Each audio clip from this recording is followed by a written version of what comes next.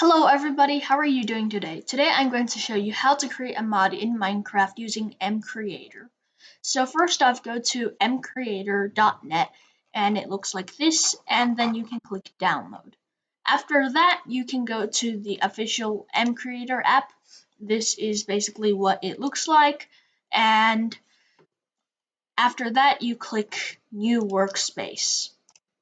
After you create a new workspace, you just select the workspace type, and if you don't have the plugin, then it's going to have a pop-up that says plugin needed.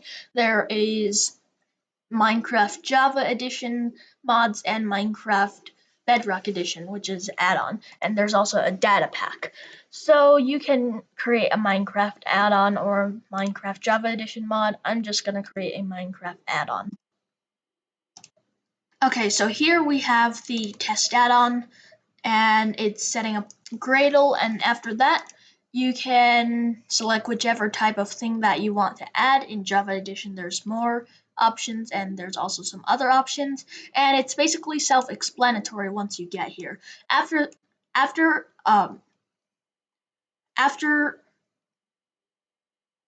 selecting the mod elements and creating the mod, you can just click export, and then you can use it in Minecraft.